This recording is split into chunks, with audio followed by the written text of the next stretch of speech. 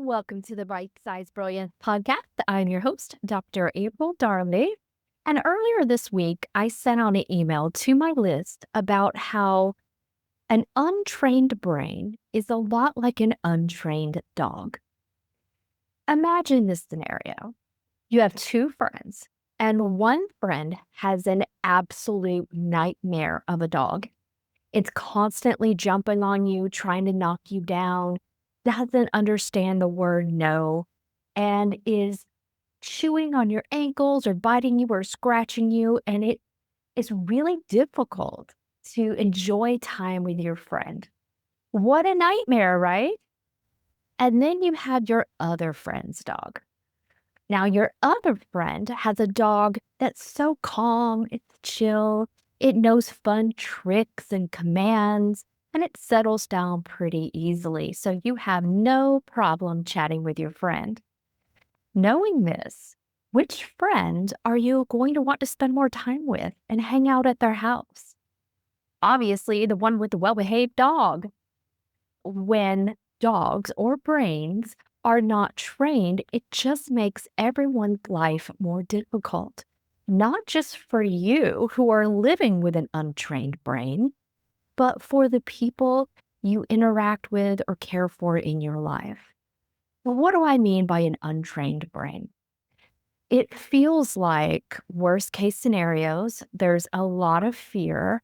You get stuck in these doom loops that you find it very difficult to get out of, and it pushes you into a reactive state. You might lash out at your boss, coworkers, or loved ones, or you feel a sense of anxiety that is so strong, it almost shuts you down. And for some people, it absolutely can put them in a freeze state where they do shut down and they have to withdraw from the world just to recover. These are some examples of an untrained brain. So, how do we train your brain? Well, this is something that I do for my clients very easily. And I'm going to give you an example because it's a lot like learning to drive for the first time.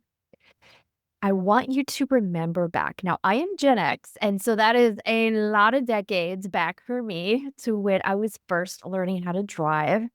But until you are about 15 or 16, you watched your parents drive. You were in the passenger seat, so you knew that there was a gear shift. And again, back for Gen X, it was on the steering column. It was in the way. It wasn't in the center console, all nice and polite off to the side like it is. No, it was right there. You knew logically there were a few pedals, depending on if you had an automatic or a stick shift, and you saw your parents drive with relative ease. So there's a piece of you that thought, this is going to be a piece of cake, no problem. And if you're like me, you had driver's ed in school where the first several weeks you learn about the rules of the road.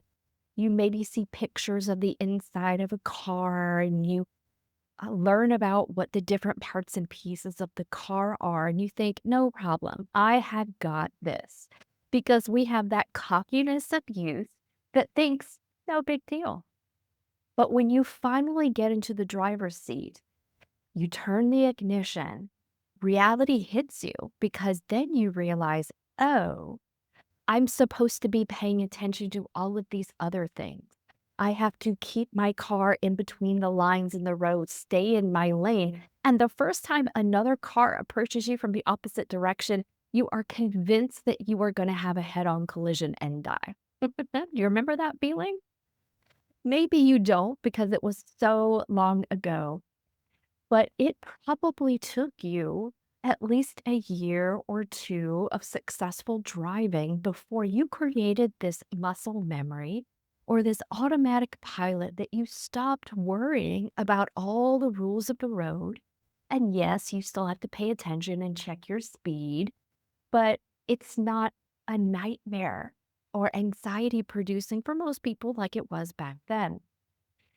And training your brain is just like that. When you first begin, it's going to feel like a really hard thing to do. And there's a few reasons for that. There are some people that you already know. You might have friends or family members that are in these occupations, but military forces, soldiers or elite squads, first responders, paramedics, emergency room doctors and nurses, firefighters, all these people have professions where they run toward danger. And you might be going, yeah, but I'm not like that. There's something that makes them very special. And there might be a predisposition to do that. But all of us as a human, we are naturally and instinctually hardwired to shy away from danger if we can. And we will prioritize paying attention to danger, but it is not our reflex to just charge right into it. Otherwise, from an evolutionary perspective, none of us would be here because that dinosaur would have smashed us. Okay. We have to train our brain to run head on to danger or to be courageous and stand our ground when it's coming right at us. And those professions that I've mentioned had to go through training to deal with that. Now, there is an action step toward that, which is facing the danger that's coming at you or the situation that's important right now. But the other phase is a recovery phase. So, training your brain doesn't mean shoving things down and never dealing with it, but it is about gear shifting a little bit.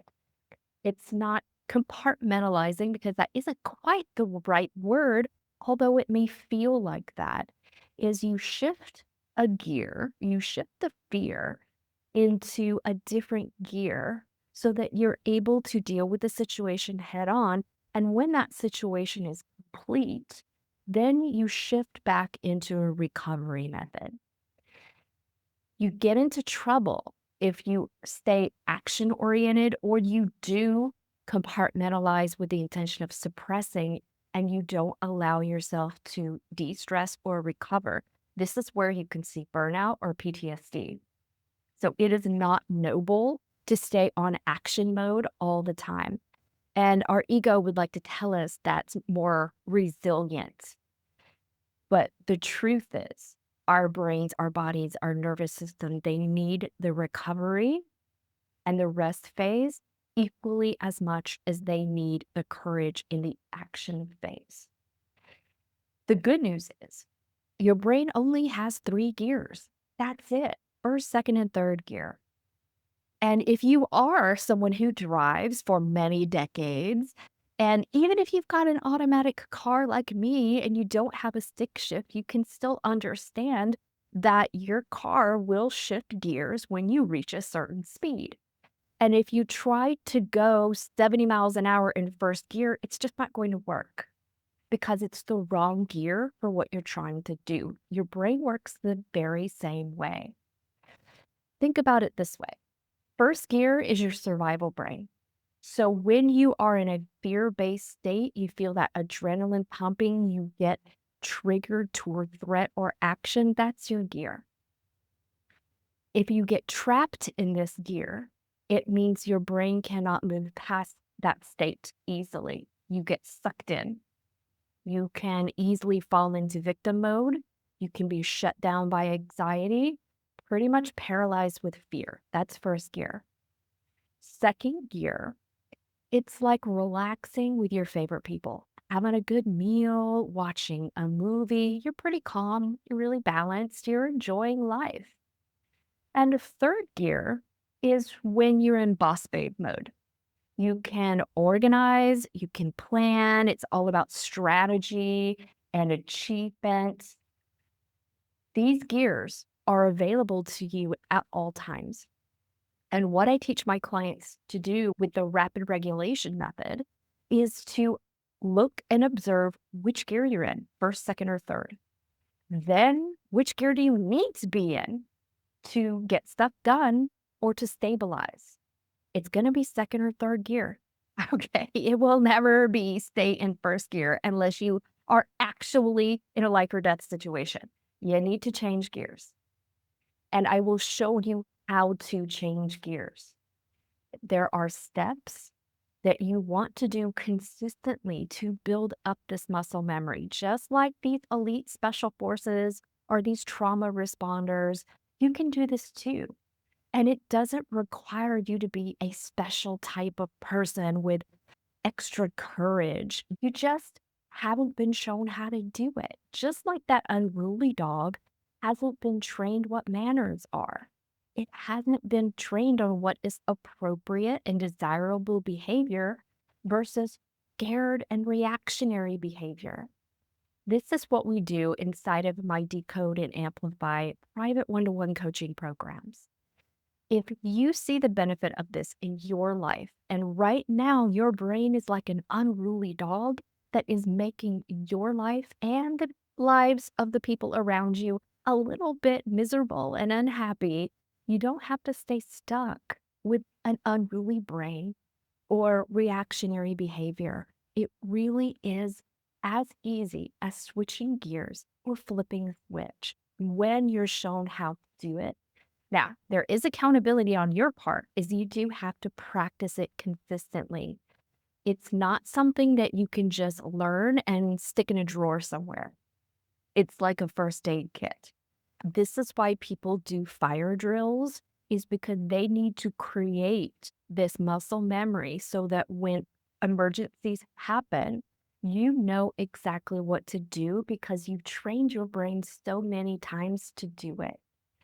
That is what elite brain training is like. That is mental mastery, and it is absolutely possible for you.